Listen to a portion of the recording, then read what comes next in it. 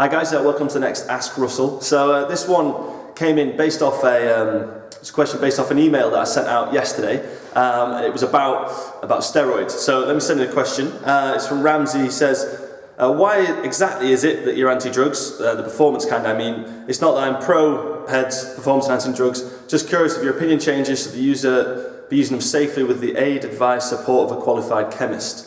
Well, first off, it all came up because, unfortunately, my hairline's receding, so naturally, one of my members assumed that I might have done steroids in the past.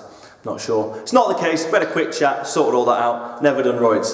I'm a big anti-drug guy. If it's on the WADA banned list, the World Anti-Doping Agency kind of banned substance list, so if you get banned for it at the Olympics or any competitive sport, then I'm not interested. I just don't think it's a great idea.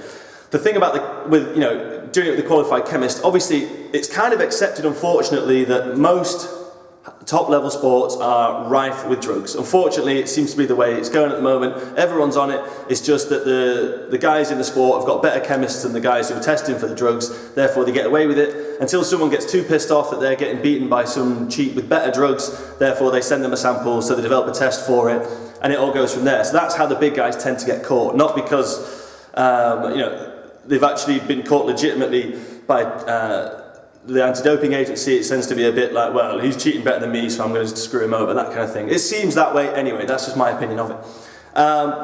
So I'm anti-drugs on the basis that obviously it's kind of obvious that I think it's cheating, but there's massive health problems. Now, if you've got a qualified chemist and a full-on team to support you, then obviously you're at less risk than your average guy. They know what they're putting into you, they'll make them specifically and chemically synthesized to boost a specific thing and administered in specific doses with all the right kind of aids and support that you need. So, if you're game for that and the prize is millions and millions and millions of pounds, that's your choice. I'm not a fan of it, but it happens. It's still a bad idea.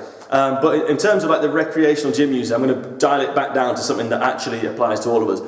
You don't have all that support and you don't have all the knowledge and backup to go with it. So realistically, you're just putting yourself at a massive risk of heart problems and general problems as well. We all know the downsides of too much anabolic steroids, so tiny testicles, rage, all the acne, you get problematic muscular growth over your whole body. So it's not just that you get giant guns, you also get a giant heart that often gets distended, gets weak and pathetic, and by the time you're 40, your heart's a mess and you'll likely die. Slightly dramatic, but it's kind of the truth. So aside from that, it's just a terribly short-term decision, I think. You think, oh well, I want to get jacked because that way I'm bigger than my mates.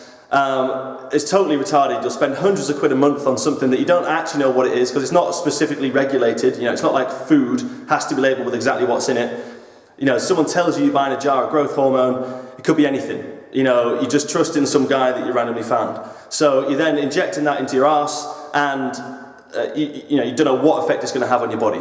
So if you're lucky, you'll get away with it. You might get a bit leaner, you might get a bit more muscular until you come off it, when likely the benefits come downhill. So, there's nothing worse to me than some just random guy in a gym who's not in amazing shape, who's quite strong but not that strong, who's just walking around angry and sweating because he's on loads of roids, because he doesn't necessarily, want to sort his life out to recover properly, train properly, and do all the hard work that it entails. The major bodybuilders are different. Again, it's accepted they're all on drugs, but they're doing all the hard work and they get colossal. If you're just some normal guy on roids in the gym, it's just a terrible decision. So, a bit of a rant there, a bit of a long one. I don't like drugs in my gym. I don't take any. I don't want anyone I know to take any. If I find anyone that's taken them, I won't take them on as a member, or I'll cancel the membership off the bat, just so you know. So, yeah, that's where I'm at. Cheers.